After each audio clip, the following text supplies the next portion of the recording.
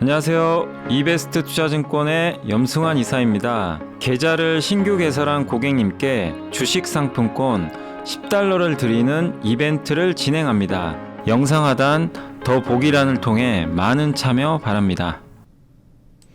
네, 안녕하세요. 염승환 이사입니다. 오늘 2022년 11월 2일 시장 함께 읽기 시작했습니다. 제가 오늘은 이제 건강검진이 좀 있어가지고 오전에 라이브를 못했고 3%도 못 나갔고, 와이스트리트에서 원래 나가려고 그랬는데 거기 이대호 기자가 또 약간 좀 코로나 증상이 있나 보더라고요. 예, 그래서 오늘 요금밖에 못 하겠네요. 예, 그래서 오늘 일단은 제가 시장 함께 읽기 일단 오전에 좀 생각보다 빨리 끝났어요. 예, 근데 건강검진이 일찍 끝났는데, 근데 회사에서 라이브 하는 거는 미리 전날 이게 심사표를 좀 미리 받아야 돼가지고 이게 규정상 미리 또 안 받으면 할 수가 없습니다. 그래서 그거 좀 양해해 주시고, 대신 아무튼 오늘 이제 좀 정리한 내용 바탕으로 해서 좀 내용들 좀 알려드리겠습니다. 오늘 그래서 좀 이렇게 좀 편하게 그냥 입고 왔어요. 방송이 좀 없어가지고 오늘은 좀 그냥 편하게 입었으니까 좀 양해해 주시면 감사하겠습니다. 예. 자, 오늘 일단 보고서부터 좀 몇 개 보여드릴게요. 좀 많긴 한데 파트론 있고요, 화신, 예, 그리고 SL,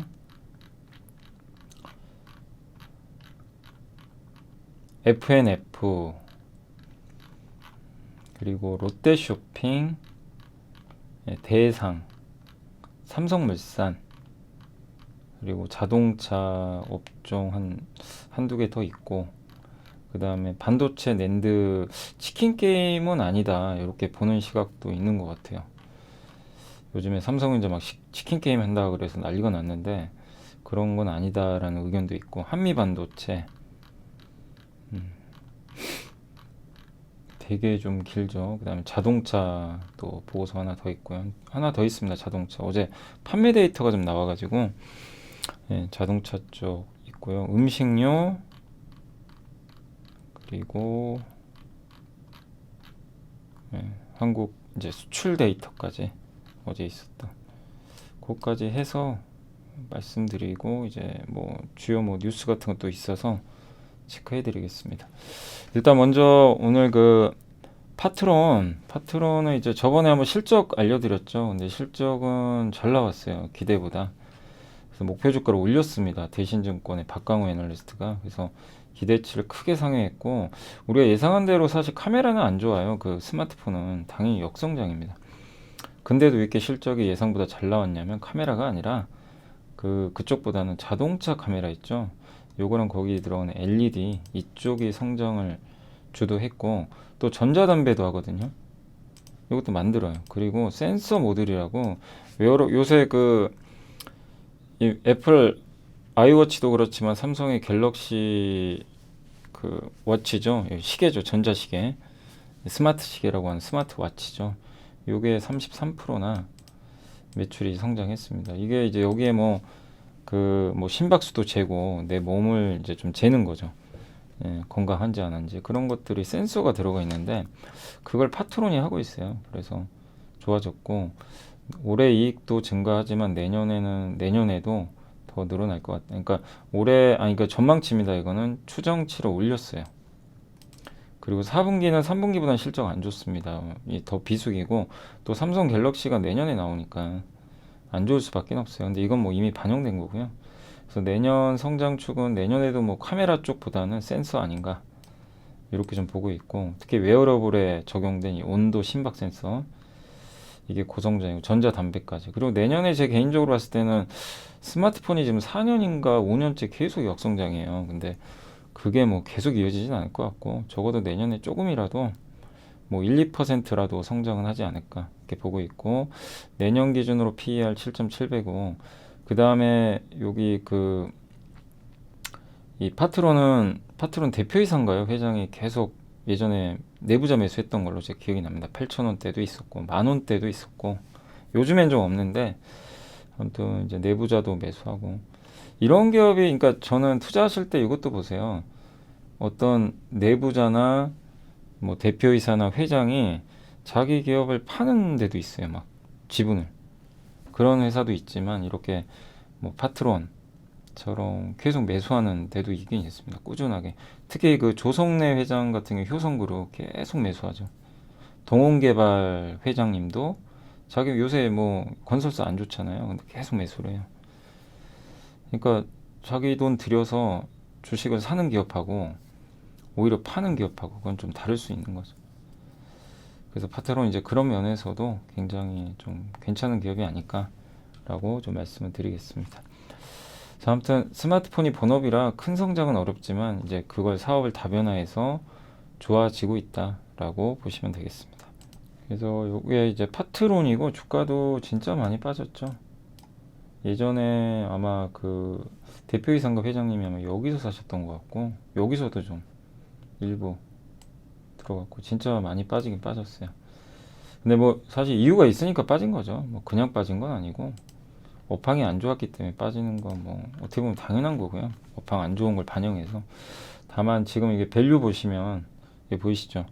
PBR이 거의 바닥에 가 있어요. 그러니까 이제 나쁠 건 없는 거죠.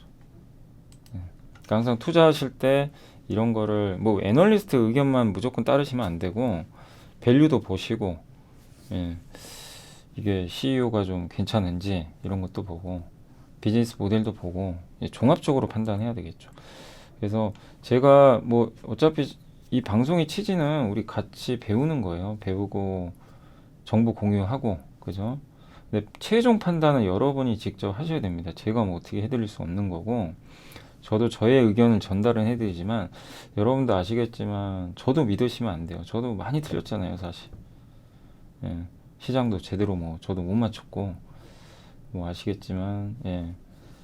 그렇지만 저는 뭐 저만의 또 생각이 또 있기 때문에 이제 그런 의견들을 전달해 드리지만 어쨌든 무조건 아니 뭐 저를 떠나서라도 뭐 애널리스트가 됐건 또 다른 유튜브 하시는 분, 증권사 뭐 어떤 분이건 간에 아니면 친구가 됐건 정말 난다긴다 하는 슈퍼개미가 됐건 그 누구도 그분 말을 100% 따를 필요는 전혀 없어요. 예. 그러니까 영원히 맞추는 사람도 없고요. 지금 잘 맞춘 사람이 지금 앞으로도 맞출 것 같으세요? 전혀 안 그래요. 바뀌어요. 지금 또 잘 못 맞추신 분이 또 맞추기도 합니다. 그게 주식시장이에요. 그래서 어차피 이게 사이클은 돌고 도는데 다만 그분들 의견을 참고를 하긴 해야죠. 해야 되는데 뭐 저도 비롯해서 그러니까 너무 맹신하지 말라는 겁니다. 몇 번 맞췄다고. 예. 그래서 중요한 거는 뭐 제 방송에서 저도 전달해 드리고 싶은 거는 저도 뭐 맞추고 싶다 이게 전혀 아니고 이런 내용을 보고 서로 고민해 보는 거죠. 그러니까 파트론이란 기업은 이런 기업이고 지금 실적은 어떻고 왜 애널리스트가 목표 주가를 올렸을까?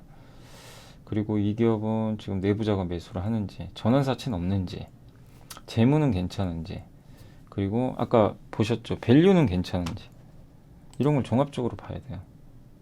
그리고 내년을 봤을 땐 괜찮은지. 근데 제가 봤을 때는 괜찮아요. 지금 나오는 그림만 봐서 그죠? 그런 걸 이제 종합적으로 판단해서 투자 여부는 결정하시면 돼요. 그걸 꼭 계속 좀 말씀을 드리고 싶은 거고요. 그 다음 삼성증권의 이문영 연구원님이 화신. 그러니까 이게 우리가 보고서 보다 보면요. 애널리스트마다 다 좀 약간 성격들이 있어요. 이문영 애널리스트는 제가 보고서를 많이 봤지만 현대차 그룹에 되게 좀 긍정적인 멘트를 많이 하시고 그 다음에 화신과 SL을 특히 좋게 보세요. 오늘도 보고서를 썼는데 그러니까 여러분들이 그걸 꼭 생각하시고 보셔야 됩니다. 무조건 뭐 좋다 이게 아니라 꼭 이게 우리가 읽다 보면 이제 알잖아요. 이 애널리스트는 항상 이거 좋게 봤지. 근데 갑자기 바꿀 때도 있어요. 네. 아무튼 화신도 굉장히 좋게 보고 계신 것 같고 미국에서 맞이하는 두 번째 성장 기회고 그 다음에 현대차 그룹이 전기차 지금 이제 조지아 공장 이제 들어가잖아요. 그러면 내후년 10월에 가동하는데 이게 50만 대고 알라바마에 38만 대, 조지아에 36만 대 기아차 여기서도 전기차가 생산해. 여기는 이제 기존 공장이에요. 그러니까 이제 미국에 본격적으로 전기차 생산이 늘어날 것 같고 또 폭스바겐에 6년 동안 1,450억의 셰시를 납품한다고 합니다. 예, 이것도 긍정적이죠. 그래서 근데 다만 여기 단점이 있어요. 여기 정확히 적은 게 부채가 좀 많아요. 순차입금이 제가 아까 보니까 3천억이 넘더라고요. 그러니까 순부채가. 요거는 좀 왜냐면 앞으로 투자를 많이 해야 되는데 저 높은 부채 지금 금리가 세잖아요. 이런 부분은 또 약간 부담이 될 수는 있습니다. 그래서 뭐 이 회사가 어떻게 결정할지 모르겠지만 아무튼 이 높은 부채를 빨리 좀 줄여야 된다는 좀 지상 과제가 남아 있습니다. 그리고 배터리 케이스를 이제 수주를 할지 안 할지 모르는데 성우하이텍 같은 기업하고 좀 경쟁을 해요. 뭐 되면 좋은데 또 안 되면 실망할 수는 있겠죠. 그렇게 보시고 다만 긍정적인 게 좀 있어요. 이 회사는요 가장 안 좋은 유럽 중국 비중이 거의 없어요. 2.7. 북미랑 인도 합치면 여기가 제일 고성장하잖아요. 그러니까 이건 굉장히 매력이 있어요. 네, 그리고 여기 셰시죠. 이런 게 뭐 엔진 지지해주고 타이어 지지해주고 지역별 매출 비중 보면 화신 같은 거 2015년에는 보시면요 중국 비중이 꽤 높았어요. 중국이 한국하고. 근데 지금은 한국이 압도적으로 많지만 미국, 인도가 많아졌고 중국이 거의 없어졌어요. 그러니까 이건 잘한 거죠. 중국은 지금 자동차가 우리나라 차는 안 팔려요 거의. 그 요게 이제 엔진 지지하는 셰시, 타이어 지지하는 거, 여기는 이제 도로 충격 흡수하는 거. 요건 타이어가 노면에 수직으로 접지될 수 있게 해주는 서스펜션. 그 퍼도 4.1배로 저평가인데 다만 이제 저도 이 기업에 대해서는 조금 아쉬운 게 부채가 많다. 그래서 만약에 저라면 이 기업 같은 경우 시총도 좀 작은 편이라 공격적인 투자는 안 할 것 같아요. 근데 일부 있죠. 아주 좀 소액으로. 그런 거는 괜찮지 않나. 예. 그러니까 우리가 내용만 보면 안 되고요. 이제 여러 가지 것을 좀 종합적으로 항상 보실 필요는 있다라고 꼭 강조를 드리겠습니다. 그래서 애널리스트 의견은 무조건 맹신은 하지 마세요. 그리고 지금 PBR도 보시면 많이 올라왔죠. 이 PBR 기준으로 보면요. 지금 밸류가 싼 건 절대 아니에요. 물론 이제 이익이 늘어나니까 과거 평균과 비교해 보세요. 이거 좀 올라와 있죠. 네. 그래서 이런 부분도 여러분들이 항상 좀 지켜보면 여기 누르니까 이렇게 좀 뜨네요. 네, PBR이 아무튼 많이 올라왔습니다. 지금. 요거는 이제 데이터가 나와 있는 거네요. 그래서 지금 뭐 무리할 필요는 없다. 뭐 그렇게 좀 보고 있고 SL도 되게 좋게 보는 이제 기업이죠. 올해 내년 매출이 무려 5조 원 가까이 될 것 같고요. 그 LED 헤드램프 있죠. 자동차 조명 그거 만드는 회사예요. GM에도 납품하고 그러니까 이 회사 장점은 현대 기아만 하는 게 아니에요. GM에도 납품하고 있어요. 그래서 이 GM 쪽은 아마 4분기부터 흑자전 할 것 같고 전기차 쪽에 들어갑니다. 소형 SUV 뭐 이런 데 다 들어갈 것 같고 현대차에도 들어가고 또 유럽에도 아마 기아 쪽에 배터리 관리하는 모듈 시스템이 있어요. 배터리 매니지먼트 시스템이라고 요것도 합니다. 되게 다양해요. 그러니까 조명 만들고요. 헤드램프. 거기다가 그 아이오닉 5 보면 6하고 그 사이드 미러 있죠. 사이드 미러가 카메라로 돼 있거든요. 그것도 이 회사가 만들어요. 그리고 무엇보다 모멘텀이 재무가 되게 좋아요. 그래서 성장 모멘텀은 이제 미국 전기차 공장 투자가 있고 또 요즘에 현대차 디자인 보면 이번에 그랜저도 그런 것 같은데 앞에가 보면요 센터 그릴이 이제 앞으로 전기차는 이 가운데 센터 그릴이 원래 엔진 열을 배출하는 데잖아요. 이제 그게 필요 없어요. 전기차는 엔진이 없기 때문에 그럼 거기를 LED로 이제 그 약간 디자인을 하는 거죠. LED가 많이 들어가 있죠. 헤드램프가 되는 거예요. 근데 그런 특징도 긍정적인 것 같고 또 사이드 미러 또 배터리 매니지먼트 시스템도 수주했다라고 4월 27일 날 공시했고 그러니까 이 회사는요 내연기관에서 전기차로 넘어갈 때 수혜를 받을 수 있는 기업 중에 하나예요. 부품사 중. 그 매출처가 BMW, 스텔란티스까지 지금 다변화되고 있습니다. 그리고 화신과 비슷해요. 인도랑 북미 매출 비중이 압도적으로 많습니다. 예, 이것도 장점이죠. 그래서 SL에 이게 보면 한온 만도랑 비교하면 매출 성장률 또 순차입금이 제일 적어요. 만도나 한온에 비해서. 그죠? 시가총액은 또 제일 낮아요. 1.4조. 만도가 좀 아쉬운 게 물적 분할해 가지고 자회사 상장할까 봐 그게 조금 아쉬운 부분이죠. 예. 그리고 재무 비율, 현대모비스가 재무 비율 가장 좋고요. 현금이 많죠. 그리고 그 다음에 SL. 화시는 좀 단점이 부채가 많은 거. 이게 사이드 미러 이렇게 돼 있죠. 예. 카메라 요렇게 해서 만드는데 이걸 SL이 이제 요런 데서 뭐 이미지 센서 SL 여기 들어가는 게 뭐 또 뭐 BH가 들어갈 수도 있고 뉴프렉스 같은 케이블 있잖아요. 이런 게 들어갈 수도 있고 또 이 OLED 디스플레이 이거 아마 삼성이 만들어 주겠죠. 예, OLED면 LCD 모듈이면 그 토비스가 해줄 수도 있고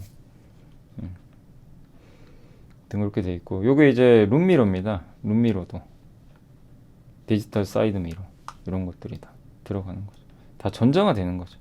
이럴 때 수혜를 받고 지금 보면 현대차 그랜저 옛날 모델인데 이제 지금 신차는 아니죠. 근데 이렇게 돼 있죠. 근데 이제 앞으로 여기가요. 이번 이제 전기차로 만약에 바뀌면 이 헤드램프가 가운데로 다 들어갈 수도 있어요. 그리고 배터리 매니지먼트. 요 가운데 요거 매니지먼트 하는 거 FPCB 요게 그 뉴프렉스가 하는 거죠. 그죠? BH랑 아무튼 요런 거 요걸 전체 통합한 이제 배터리 모듈 시스템입니다. 요거를 이제 그러니까 우리가 이제 공부를 이렇게 한번 해놓으니까 저거 보고 다 이제 머릿속에서 떠오르시죠. 예, 딱딱 이제 이거는 이 기업이었고 요거는 요 회사고 공부하면요. 그러니까 우리나라 기업들이 이게 보면 산업이 다 연결돼 있어가지고 공부를 평소에 이렇게 해놓으시면 저거 보는 순간 이제 머릿속에 딱 또 떠올리게 되는 거죠. 그래서 SL도 뭐 충분히 매력은 있다. 부채가 적은 게 좀 긍정적입니다. SL도 주가가 좀 많이 올랐었어요. 과거보다. 그래서 밸류가 싸진 않습니다. 여기 보면 0.72배가 중간 정도 되는 것 같아요. 0.72배니까 지금 주가가 얼마죠? 3만 0.72배 0.7배 0.72배고 올해간 36,800원 되나요? 27,000원 정도가 채 바닥이 되겠네요. 계산해 보니까 SL은 27,000원 정도가 채 바닥입니다.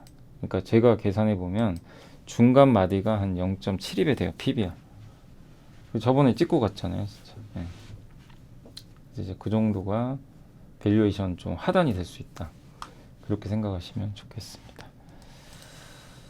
그리고 FNF 어제 실적 보여드렸지만 뭐 진짜 엄청난 실적입니다. 이 중국이 이렇게 안 좋은데 그냥 난 내 갈 길 간다. MLB는 그냥 다 선택을 하는 것 같아요. 그래서 국내도 좋았고요.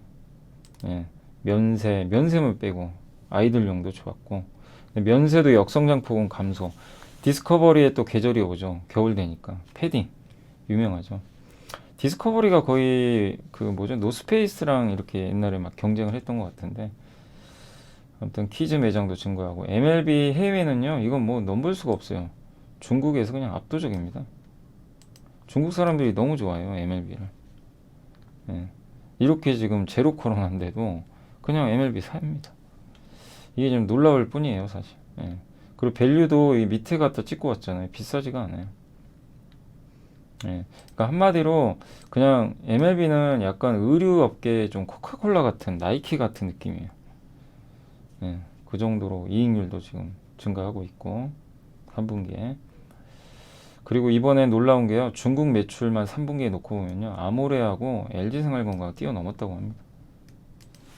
예. 그러니까 대단한 거죠. FNF. 예. 근데 주가는 자꾸 못 가는 게 자꾸 피크아웃 우려가 좀 있어가지고 또 중국 소비주니까 사람들이 이제 뭘 두려워하냐면요.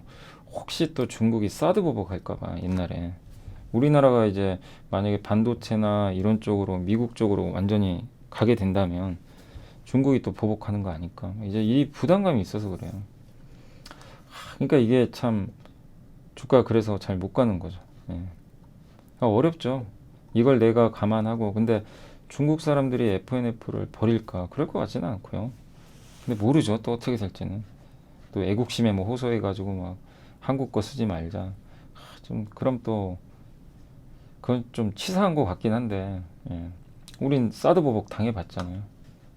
그래서 참 이게 어려운 것 같아요. 아무튼 FNF 근데 그건 저도 어떻게 될지 모르겠고 그냥 기업만 보면요 그냥 대단한 겁니다. 비싸지도 않아요. PER 13배. 다만 PBR은 되게 높아요. 이게 ROE가 60%나 되다 보니까 PBR이 6배입니다. 그래서 PBR 기준으로는 뭐 싸진 않다. 과거 평균보다는 뭐 높지만 아무튼 실적 좋았고요. 롯데쇼핑은 좋다기보다는 이제 이슈가 있어서 오카도라는 영국의 온라인 그 이제 물류센터 이렇게 이거 투자해가지고 관리해주는 물류 관리 회사입니다. 플랫폼 기업이라고 보시면 돼요. 그래서 6개 풀피멘터 센터를 짓고 오카도의 그 플랫폼을 이용하겠다는 겁니다. 그 오카도 이걸 도입을 하면 이제 롯데그룹은 오카도 시스템을 이용하는 거예요. 그래서 뭐 배송부터 뭐 이렇게 물류 이렇게 관리해주고 재고 관리해주고 막 이런 것들 있죠. 이걸 이제 오카도 시스템이 알아서 해주는 거죠.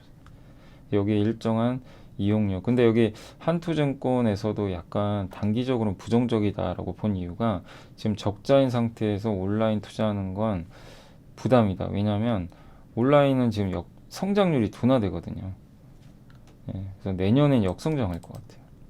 내년에는 8.8%. 그러니까 성장률이 역성장은 아니고 점점 둔화.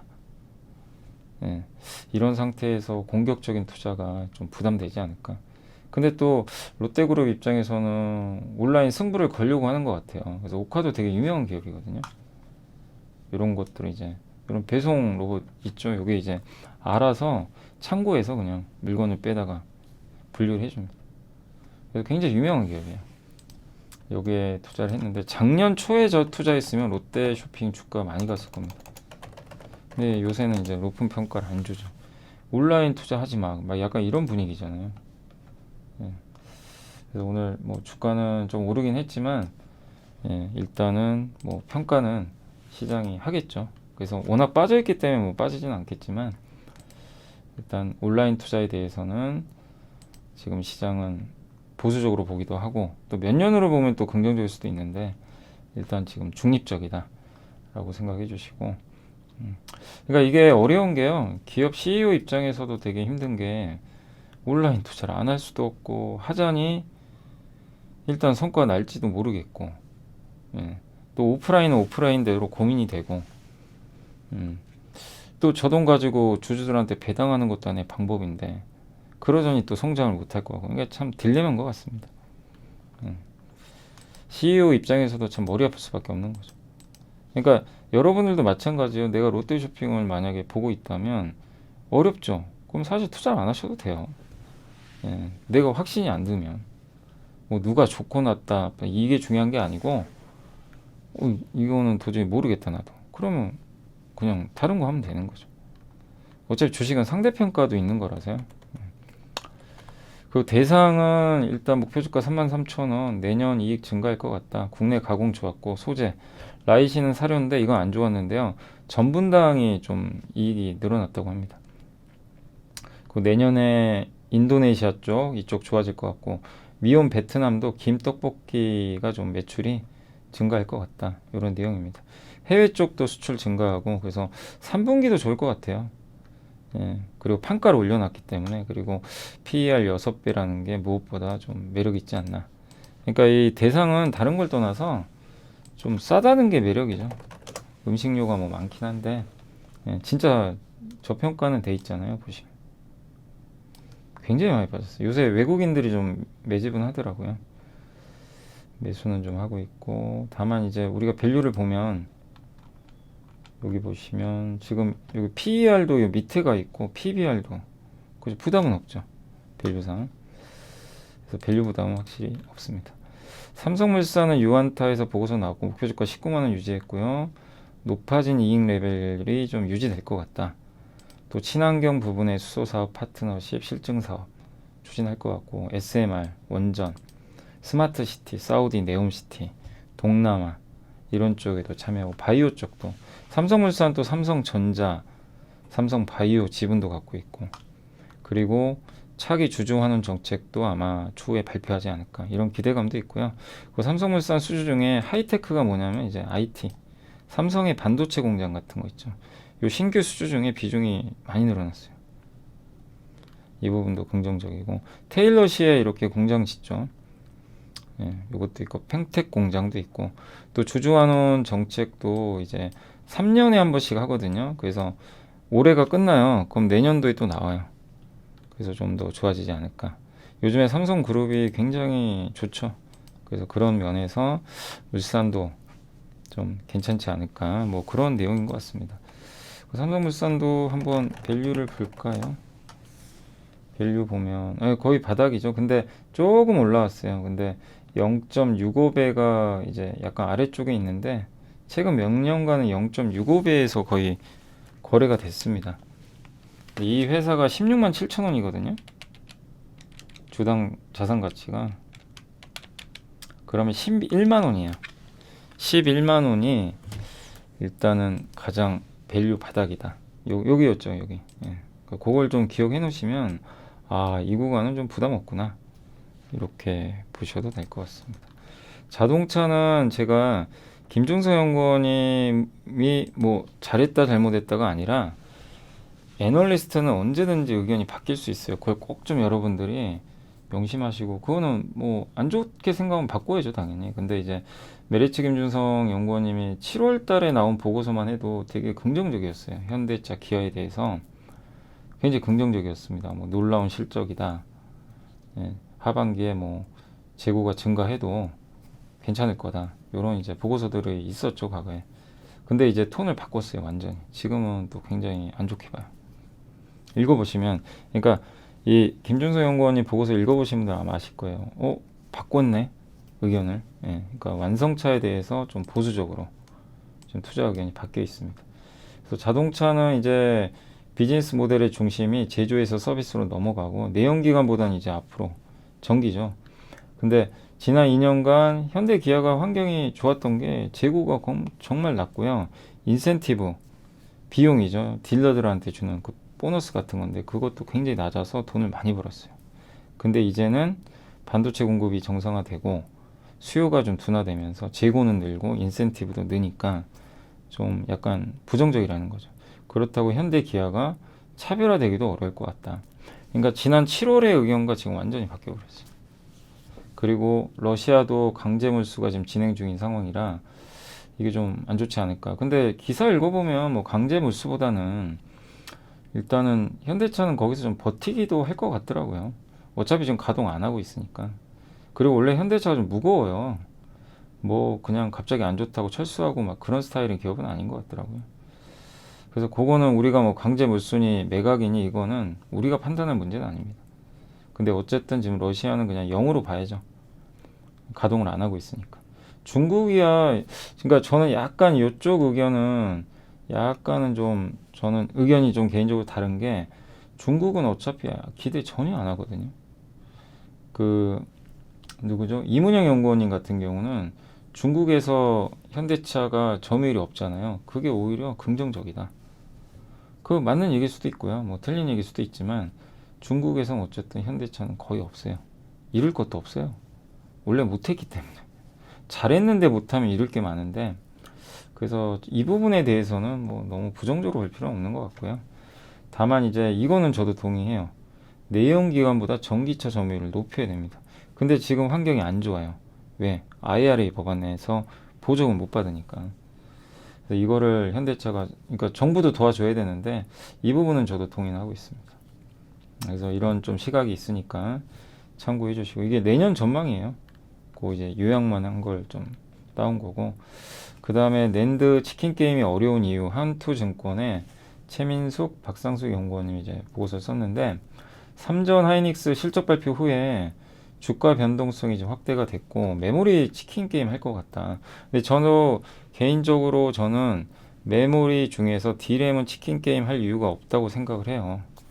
그럴 이유가 없죠. 3사가 과점하고 있는데 굳이 여기서 뭐 마이크론 하이닉스를 왜 죽입니까? 그죠? 치킨 게임은 그거거든요. 둘 중에 한 명이 죽어야 끝나는 게임이에요. 그래서 삼성전자는 치킨 게임의 승자입니다. 왜냐, 옛날에 일본 LP다, 독일의 키몬달 다 없앴어요. 그리고 사실 하이닉스도 망할 뻔했잖아요. 하이닉스도 진짜 힘들었어요. 치킨 게임에서 질 뻔했는데, 어쨌든 M&A SK가 M&A가 M&A 하고 자금 지원 받아서 이제는 대단한 기업으로 탄생을 한 거죠. 그만큼 삼성전자가 엄청난 겁니다. 반도체에선 이길 상대가 없어요. 삼성전자는 못 이깁니다. 메모리 쪽에서. 예. 근데 아무튼 이제 D램 쪽은 굳이 뭐 치킨 게임 할 필요 없고, 근데 삼성이 왜 치킨 게임을 안 하냐면 일단 인프라 투자 계속해서 미리 공장 지어놔요. 인프라가 제가 인프라 쪽도 저도 많이 설명드렸잖아요. 일단 공장은 지어야 돼요. 지금 평택 공장 짓고 있잖아요. 그래서 클린룸 이걸 확보한 다음에 장비 반임은 이제 업황에 따라서 탄력적으로, 그러니까 먼저 만들어 놓고요. 이제 장비 업황 이거 상황 보고 장비 반입해서 공급 공장 가동하는 거죠. 그래서 이거는 업황과 무관해요. 그러니까 인프라 투자 늘어났으니까 공급 늘어난다 이렇게 볼 이유가 없는 거고요. 또 EUV 투자도 많이 해야 됩니다. 특히 D램도 초격차로 가게 삼성이 제일 적극적이에요. 그래서 이 EUV 공정 도입하면 수율이 안 나오기 때문에 공급이 늘 수가 없어요. 그래서 메모리 쪽은요, 내년도만 보면 이런 걸 감안하면요, 장비 투자액만 보면은 감소해요. 그래서 치킨 게임은 아니다. 낸드 과점화도 쉽지가 않고, 예, 이런 내용인데, 근데 낸드는 의견이 되게 다양해요. 어떤 데는 치킨 게임이다, 이분은 여기 한투에서는 아니다, 이렇게 보는데, 저는 개인적으로 낸드는 제 개인적인 생각입니다.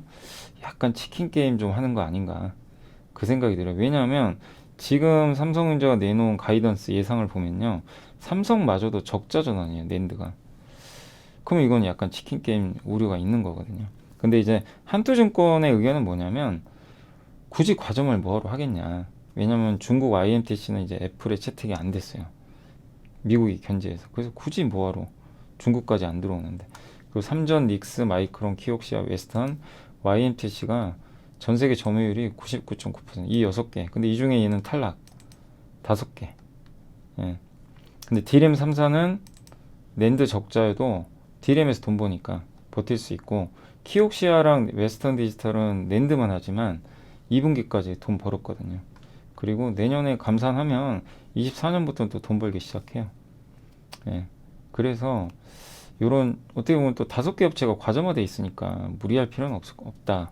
요런 좀 시각인 것 같고, 또 낸드 과점화 어려운 거 이 중에 한두 개가 망하면, 일본이 망하면 일본에서 지원할 거고, 웨스턴 디지털이 망하면 미국이 지원할 거래요. 왜냐하면 이 설비를 다른 나라에 뺏기면 안 되거든요.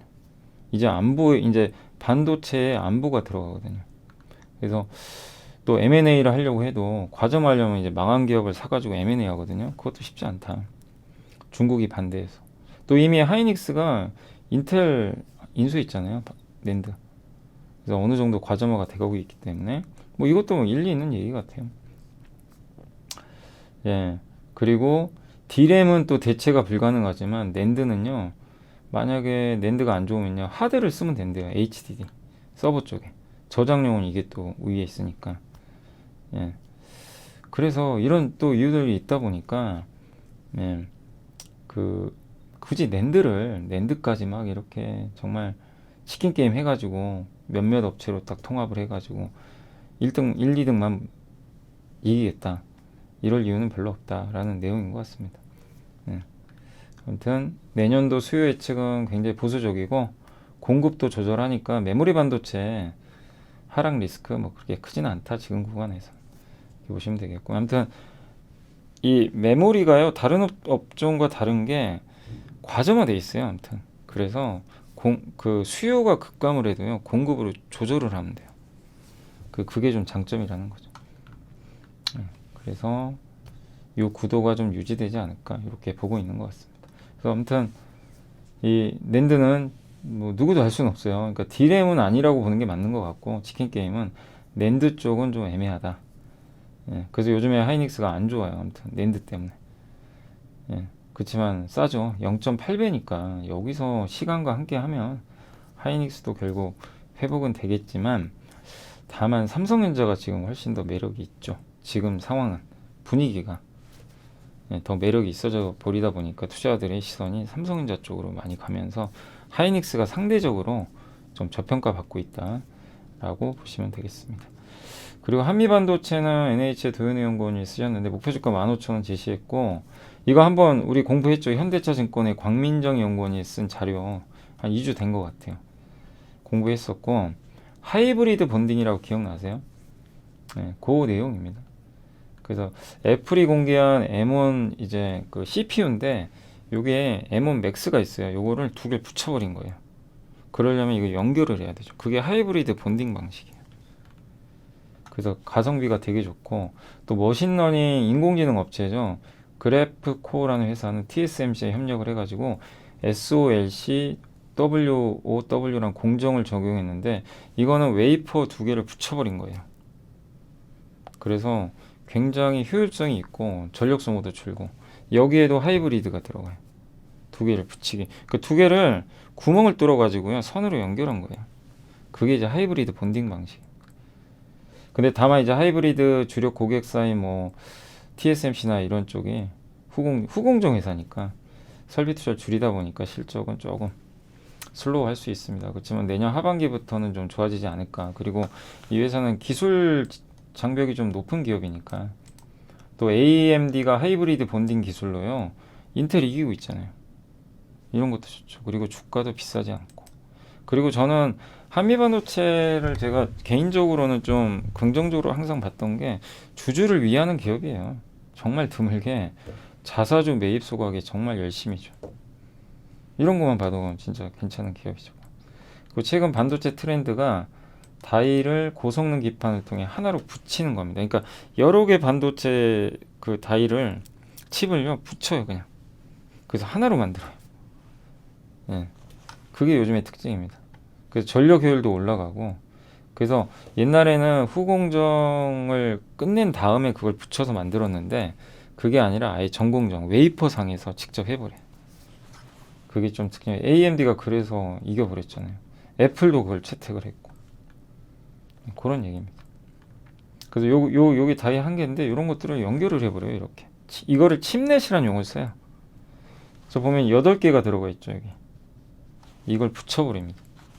그러려면 이 칩을 있죠, 이 기판에 붙일 때 인터포저라고 하는데, 요거 구멍을 뚫어요 칩을. 그래서 거기다가 구리 배선으로 연결을 합니다. 아주 얇게 만들어야 돼요. 옛날에는 기억나시죠? 숄더볼, 네모난 기판에 숄더볼을 탁탁탁탁 붙여가지고 기판에 연결했는데, 이제 그게 없어지고요 구멍을 뚫어서 연결을 직접 합니다. 구리배선. 그걸 삼성전자도 2025년까지는 뭐 상용화하겠다고 언급을 했던 것 같아요. 그래서 이게 확산이 될 겁니다 앞으로. 특히 고사양 반도체일수록. 그래서 그걸 연결하기에 뚫는 홀의 수가요 우리 눈에 보이지도 않겠죠. 6만 개래요. 그럼 그 장비 있어야 되잖아요. 그 이제 한미 반도체가 그런 거 하는 거죠. 그 다이 자르고 막 이런 패키징 해주고 막 이런 장비들도 많이 들어가겠죠. 그리고 그걸 또 이 표면을 잘 연마도 해줘야 돼요.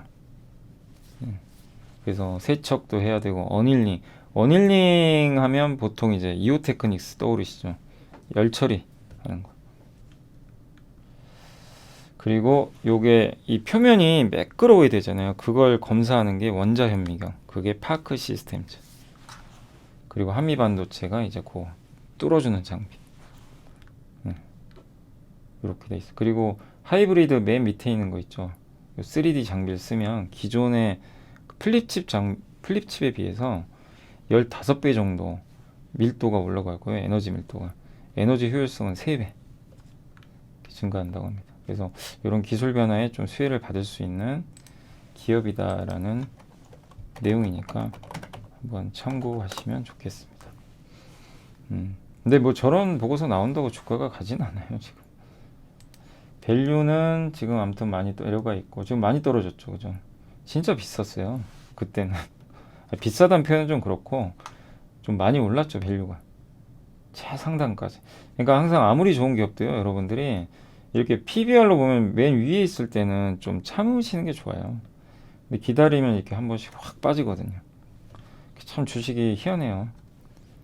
기다리면 또 내려옵니다. 그걸 이제 참는 것도 하나예요. 황현희 씨가 주식 투자 참 잘하는 이유 중에 하나가요. 저도 이제 황현희 씨랑 매주 화요일 날 KBS ETV 그 7시 20분에 하는 오전 화요일 날 그 해볼 만한 아침에 같이 방송을 하지만, 그분이 잘하는 걸 하나 느꼈던 게 아무리 자기가 사고 싶은 기업이 있어도 자기가 원하는 가격 올 때까지는 절대 안 산대요. 기다린대요. 밸류를 딱 적어놓고 거기에 그물처럼 올 때만 딱 낳는데요. 근데 보통 투자자분들은 그거 하기 되게 어려워요. 예. 왜냐면 좋은 거 있으면 지금 당장 사고 싶거든요. 근데 그분은 그걸 되게 잘하시더라고요. 그래서 성공하신 것 같더라고요. 안녕하세요. 이베스트 투자증권의 염승환 이사입니다. 계좌를 신규 개설한 고객님께 주식 상품권 10달러를 드리는 이벤트를 진행합니다. 영상 하단 더 보기란을 통해 많은 참여 바랍니다. 그리고 NH의 조성연구원님은 미국 시장 인센티브 상승 피크아웃 아니고 정상화 과정이다. 10월 자동차 판매 증가했고 자동차 미국 쪽은 괜찮았어요. 현대차 점유율도 10% 넘어갔고 그룹이 기아 합쳐서 인센티브는 증가한 건 맞습니다. 그러니까 이제 아까 김중성 연구원님은 이제 증가하기 시작했다. 재고도 늘고 이런 것들은 좀 우려된다. 특히 지금 보면 현대 기아 인센티브가 월간 단위로 지난달보다 110%가 늘었어요. 많이 늘었죠. 작년보단 감소지만. 근데 이거는 이제 조성 연구원님은 또 그러니까 같은 데이터를 보고요. 또 약간 다르죠, 의견들이. 그죠? 조성 애널리스트는 이거 예견된 거 아니냐. 언젠가 올라가는 건. 당연히 반도체 생산이 정상화되는데 언제까지 인센티브가 낮아지겠냐. 그래도 여전히 재고는 타이트하다. 그래서 나쁠 거 없다. 이런 내용이에요. 그러니까 같은 걸 봐도요. 애널리스트의 시각에 따라서는 진짜 다르게 보이는 것 같아요. 이 판단은 이제 여러분이 하셔야 돼요. 정답은 없어요. 그래서 뭐 조성 애널리스트나 이문영 연구원처럼 좀 긍정적인 쪽에 손을 드신다면 오히려 현대차 지금 많이 빠져 있잖아요. 저런 우려들 때문에. 그럼 기회가 생기는 거고 김준성 연구원님 의견에 동의를 하시면 기다려야죠. 기다렸다가 완성차가 좀 좋아지는 시그널이 다시 확인되면 뭐 예를 들면 전기차 판매가 는다거나 아니면 IRA 법안에서 뭔가 현대차에 유리한 쪽으로 개정이 된다던가 그런 거죠. 그러니까 그 판단을 해야 될 것 같습니다. 그리고 이문영 연구원님은 글로벌 판매 자동차 대체적으로 시장 기대치 부합했고 또 내년 수요에 대한 자신감도 표명이 됐기 때문에 다만 시장은 좀 안 좋게 보는 것 같다. 그러니까 현대차는 좀 자신감 있게 얘기를 하지만 투자자들은 좀 불안해하는 것 같다. 그래서 이 주가와 이런 게 좀 괴리가 생긴 것 같고 월별 판매 대수를 계속 봐야 된다. 그게 좀 잘 되면 신뢰가 회복되지 않을까 이렇게 보고 있고 음식료 같은 경우는 이제 2010년 사이클하고 비슷한데 그때 곡물가 오르고요. 한번 꺾였다가 2012년에 또 갔대요.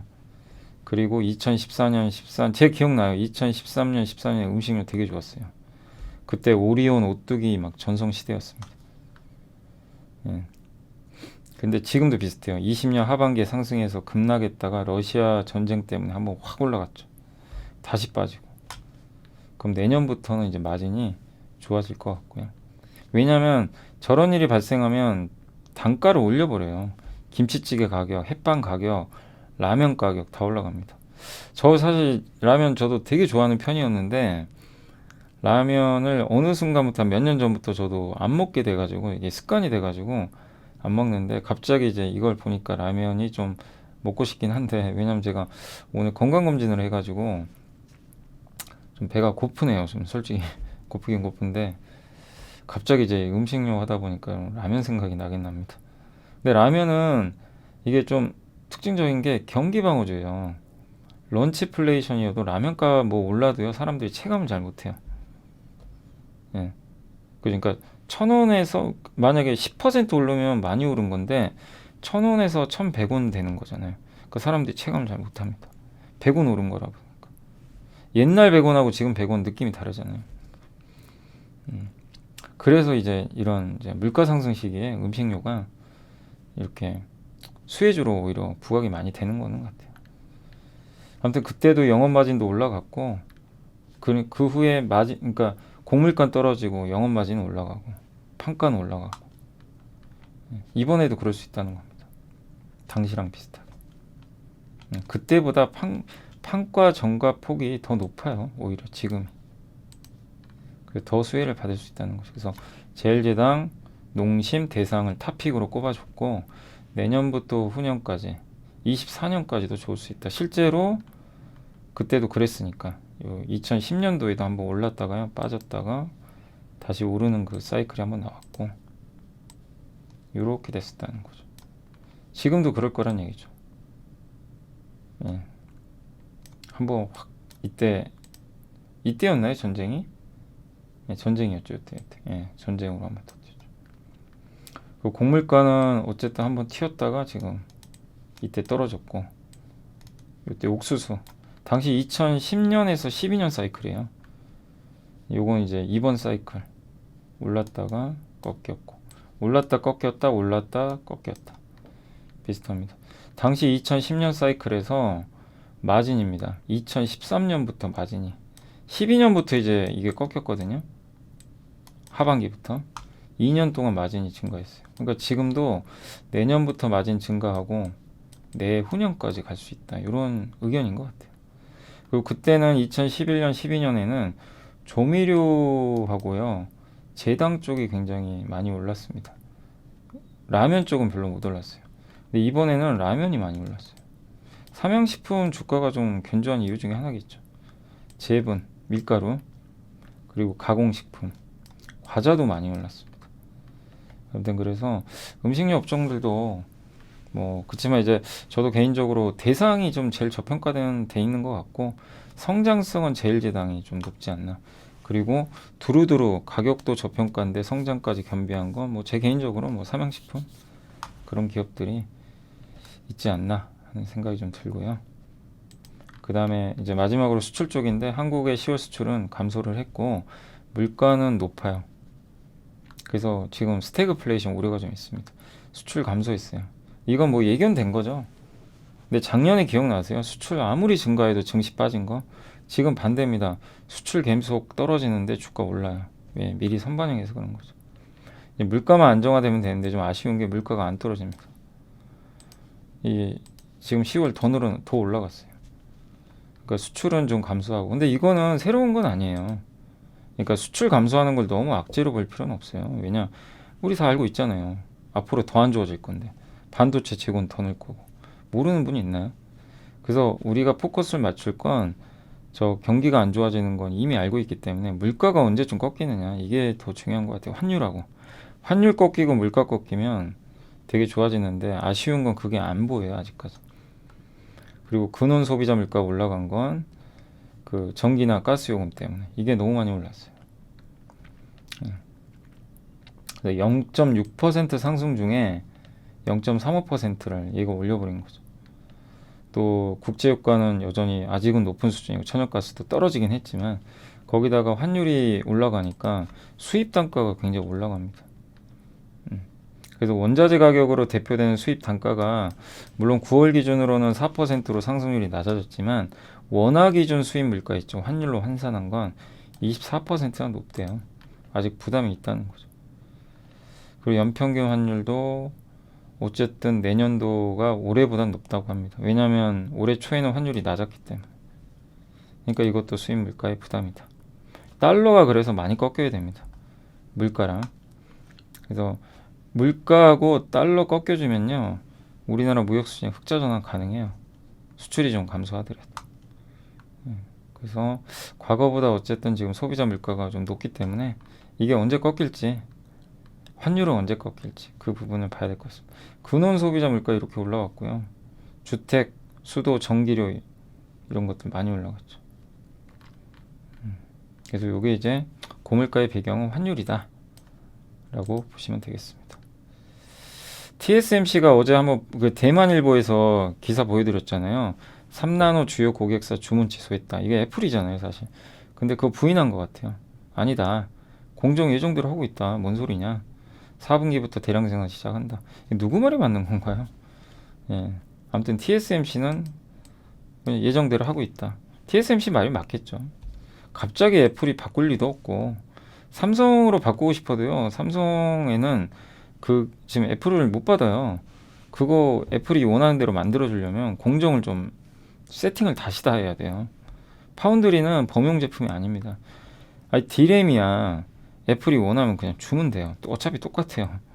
범용 똑같은 제품인데 파운드리는 달라요. 고객이 원하는 대로 만들어줘야 되기 때문에 당장 해줄 수가 없는 거죠. 그래서 만약에 삼성이 만약에 애플 걸 따낸다면 내년 거죠. 내년 아이폰에 들어가는 것부터 그럼 지금 수주를 받아내야 되거든요. 그래서 좀 애플 걸 삼성이 했으면 저도 개인적으로 좋겠는데 뭐 그건 지켜봐야 되겠습니다. 그 다음에 뱅크 오브 아메리카 메릴린치라는 이제 여기 미국의 증권사에서 메릴린치죠. 옛날에 유명했던 현대차에 대한 보고서가 하나 나왔더라고요. 그래서 미국 아이오닉 5 고객 평균 소득이 증가하고, 그러니까 여기 또 이 미국의 메릴린치는 현대차를 또 긍정적으로 봐요. 한 목표 주가 23만 원 정도 제시한 것 같은데 미국 아이오닉 5가 싼 차는 아닙니다. 전기차는 원래 비싸요.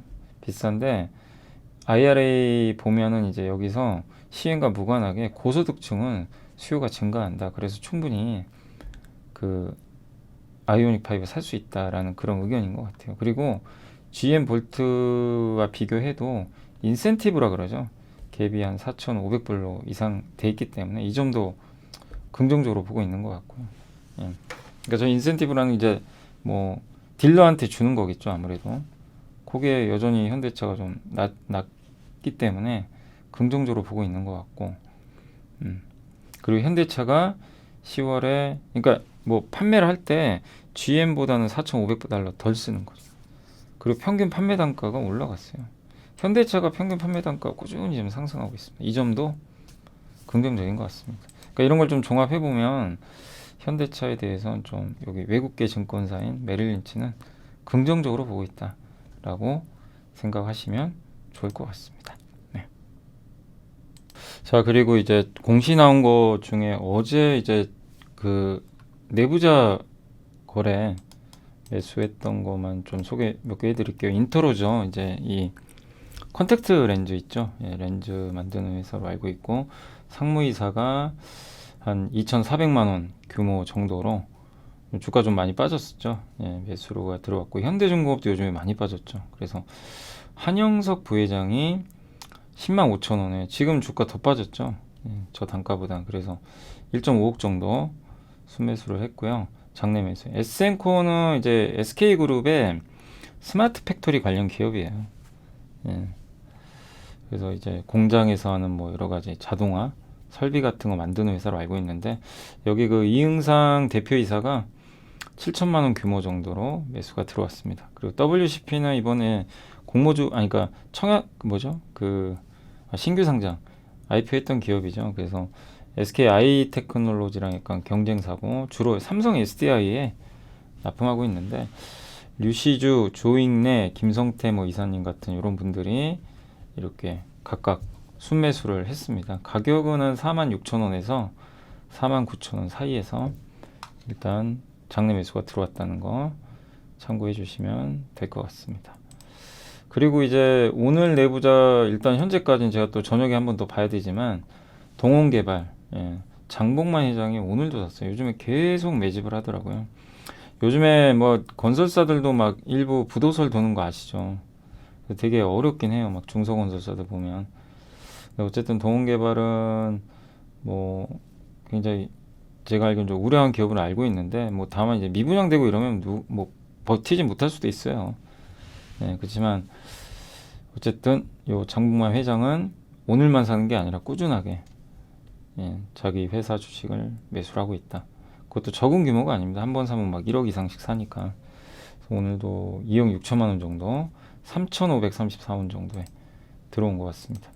그리고 오늘 이제 전자공시 중에서는 그 한국카본이 두 개 떴어요. 본행제, 이제 열을 차단해 줘서 LNG를 액화 상태로 유지하는 LNG선에 들어가는 거죠. 이거를 삼성과 현대중공업에 각각 공급 계약을 했고 LNG선 수주를 많이 받았으니까 이제 본행제가 필요하거든요.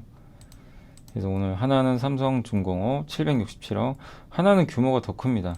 현대중공업 이게 각각 한 군데씩 오늘 그 수주 공시가 있었고 동성화인텍은 한국하고는 경쟁사예요. 만드는 제품 거의 비슷하고 요 회사는 금액이 더 큽니다. 현대중공업 1980억짜리.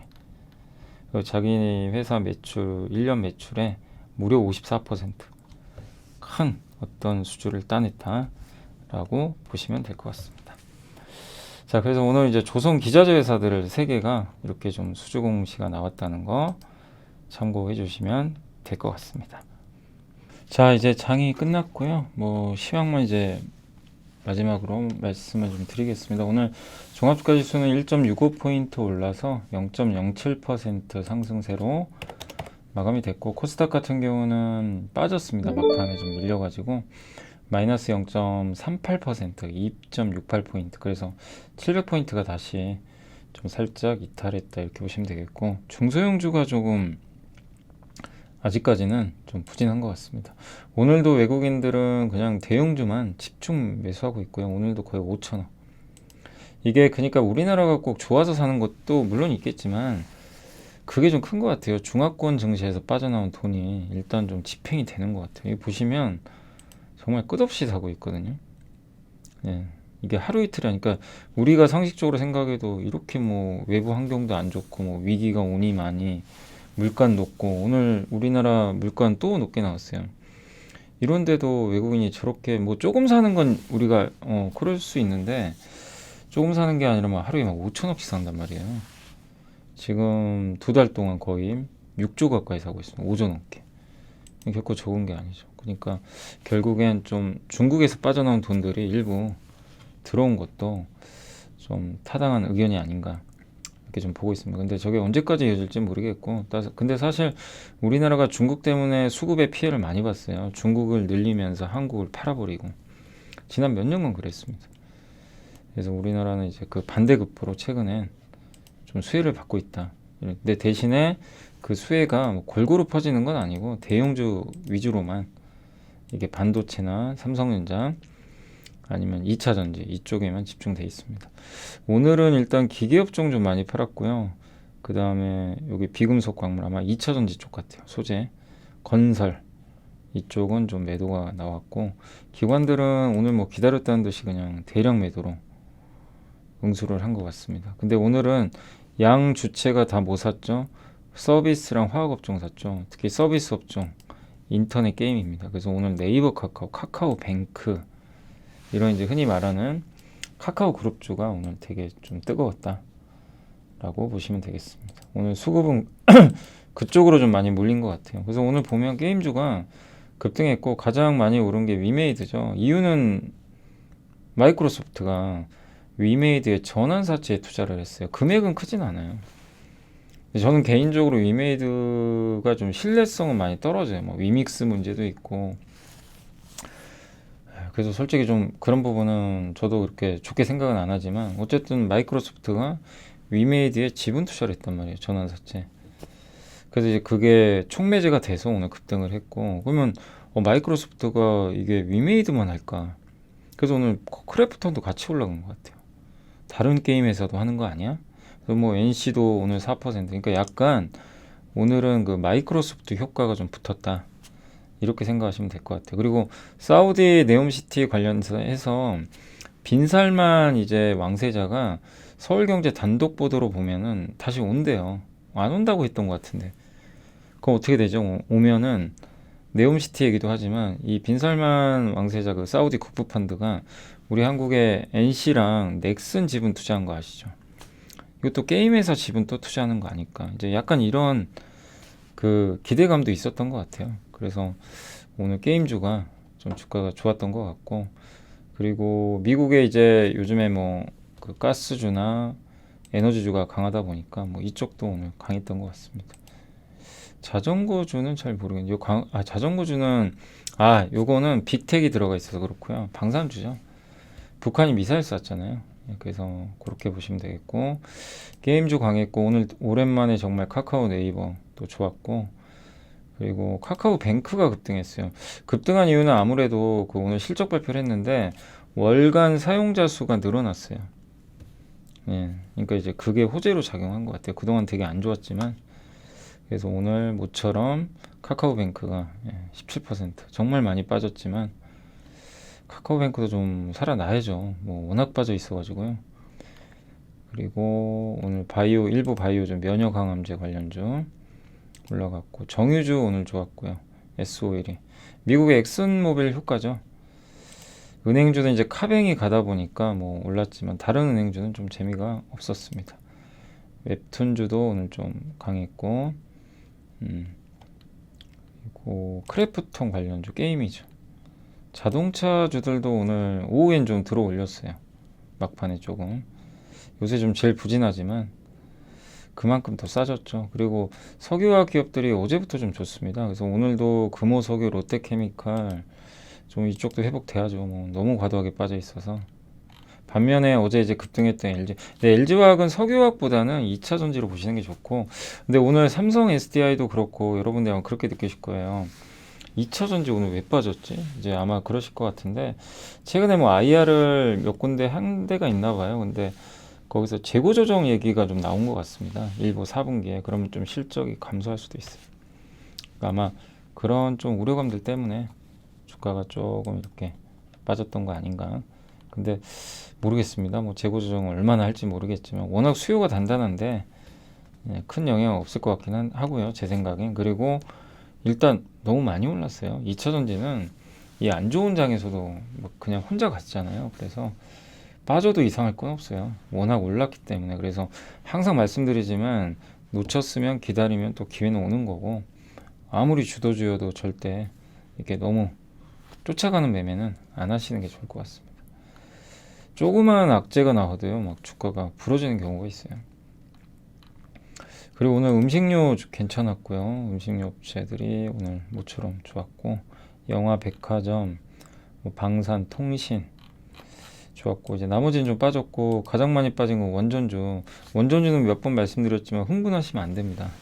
폴란드 그거 수주 따낸 거 아니고, 수주 따낼 확률은 높은데 어제도 설명드렸지만 그 협정 의향선가 그래요. 그래서 구속력이 전혀 없어요. 갑자기 바뀔 수도 있는 거고. 그리고 우리가 이제 따냈으면 좋은 건 제1 원전이죠. 6개짜리. 그건 미국에 뺏겨버렸죠. 그게 좀 아쉽죠. 그래서 원자력 발전주는 정말 투자하기 쉽진 않아요. 오늘 보셔서 아시겠지만 어제 한전기수 상한가 갔거든요. 하루 만에 또 10%. 그래서 개인 투자분들이 대응하기 되게 어려운 업종 중에 하나입니다. 그러다 보니까 이제 이쪽 관련되는 기업들 다 빠져버렸고, 어제 강했던 피팅주도 오늘은 좀 안 좋았어요. 그리고 조선기자재, 오늘 조선기자재가 하루 만에 다시 좀 안 좋았고, 전선주도 오늘 좀 빠졌습니다. 빠졌고, 항공기 부품, 오늘 2차 전지가 대부분 안 좋았어요. 2차 전지 이쪽도 많이 올랐었죠. 아이폰 관련주도 오늘 좀 안 좋았습니다. 뭐 LG화학이 좀 빠지다 보니까 그랬던 것 같고, 반도체 소부장도 오늘 안 좋았어요. 대부분 좀 좋지 않았습니다. 재료 쪽도 그렇고. 그래서 오늘 전기차 섹터가 대부분 좀 이렇게 조정받았어요. 삼성 SDI가 4%, LS 일렉트릭도 한 이틀 오르더니 그냥 쭉 빠졌고, 오늘은 아무튼 좋진 않았습니다. 네, LG엔솔은 여전히 강하네요. 2차 전지도. 근데 SKI 테크놀로지도 오늘 되게 좋았고요. 반면에 나노신소재, LNF, 에코, 그러니까 많이 오른 2차 전지들이에요. 폐배터리까지 해가지고 이쪽은 흔들렸다 라고 보시면 되겠습니다. 그리고 오늘 삼성전자는 좀 빠졌고, 하이닉스는 좀 다행히 오늘은 회복이 됐던 것 같습니다. 그래서 오늘 뭐 전체적인 분위기는 좀 이게 대형주들이 좀 빠지다 보니까 조금 막판에 좀 쉬어가는 모습 나왔고, 건설주들도 오늘은 좀 약간 쉬어갔던 것 같습니다. 자, 그리고 오늘 이제 시가총액 상위 기업들만 한번 보고 마무리 할게요.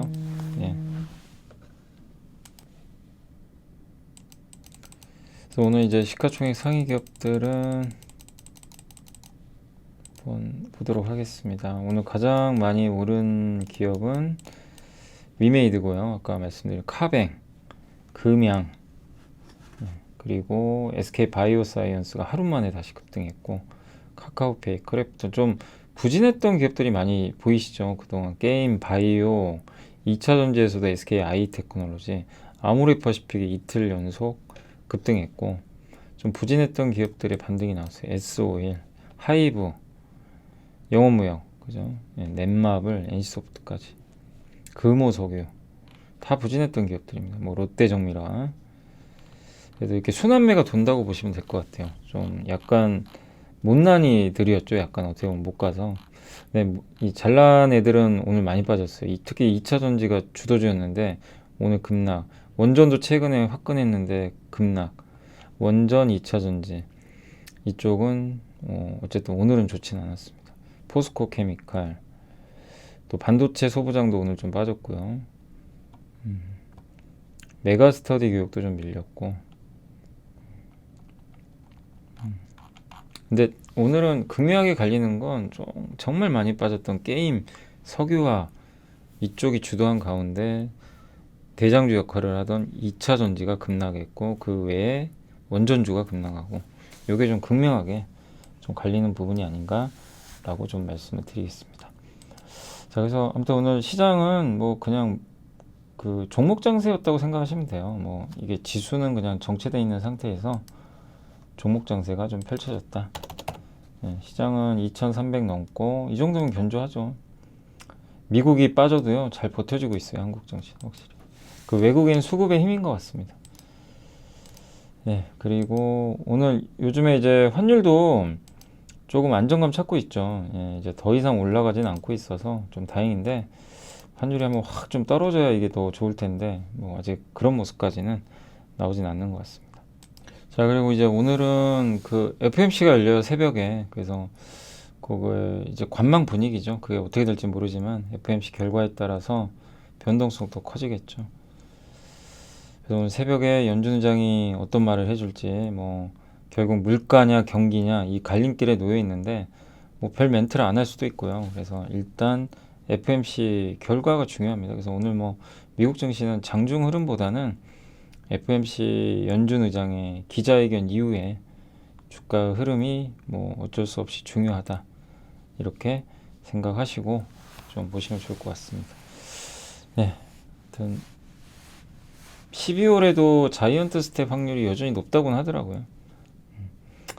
자, 요새 왜냐면 경제 지표가 좀 잘 나오다 보니까 좀 그런 감은 있는 것 같습니다. 자, 아무튼 오늘 고생들 정말 많이 해주셨고 제가 오늘은 그래도 다행히 좀 이렇게 좀 빨리 끝나가지고요. 그 건강검진이 그래도 좀 방송을 무사히 다 제가 오늘 할 수 있는 거는 최대한 좀 해가지고 녹화를 좀 했던 것 같습니다. 자, 아무튼 오늘 고생하셨고 배가 고프네요. 좀 밥을 좀 저도 먹어야 될 것 같습니다. 아, 그리고 뭐 이제 이태원 참사 관련해서도 참 아직도 좀 생각하면 마음이 아프고 사실 거기 뭐 얘기를 할까 말까 했는데 거기 이제 저희 딸이 다니는 학교 있거든요. 거기에 이제 그 선배죠. 저희 딸은 중학교 2학년이니까 중3이죠. 중3 이제 선배더라고요. 그래서 저도 그 얘기 듣고 정말 너무 좀 충격받았어요. 그래서 지금도 좀 생각하면 마음이 너무나 아픕니다. 다시는 그런 일이 좀 없었으면 좋겠고, 정말, 다시 한번 좀 느끼는 게, 하루하루 더 열심히 살아야 되겠다. 그런 생각도 많이 좀 들기도 해요. 제가 지금 뭐 이렇게 방송도 하지만, 방송해서 여러분들한테 뭐, 이렇게 전달해주고, 이런 과정들, 이런 것들도 너무 중요한 것 같고요, 진짜. 저한테는. 이렇게 뭐 제가 일할 수 있는 것만도 너무나 감사한 일인 것 같아요. 그래서 항상 여러분들한테 다시 한번 좀 감사드리고 더 좀 열심히 하도록 할 예정이고요. 여러분들도 좀 하루를 좀 소중하게 생각하시고 보내셨으면 좀 좋겠습니다. 아무튼 이렇게 그 이태원 참사로 또 다시 한번 좀 돌아가신 분들한테 이제 명복을 좀 다시 한번 빌고 싶습니다. 아무튼 여러분들 오늘 고생하셨고 저는 오늘 좀 이만 물러가도록 하겠습니다. 내일도 뭐 이 시간에 아무튼 방송으로 찾아뵙도록 하겠습니다. 그리고 내일은 제가 12시인가요? 아마 12시로 알고 있는데 그 김작가 TV 나가요. 이제 매주 목요일 날 나가니까 이제 오늘 라이브를 못 했잖아요. 그래서 혹시 시간 되시면 내일 12시 점심때 그 김작가 TV 라이브로 접속해 주시면 좋겠습니다. 자, 아무튼 내일 뵙겠습니다. 감사합니다.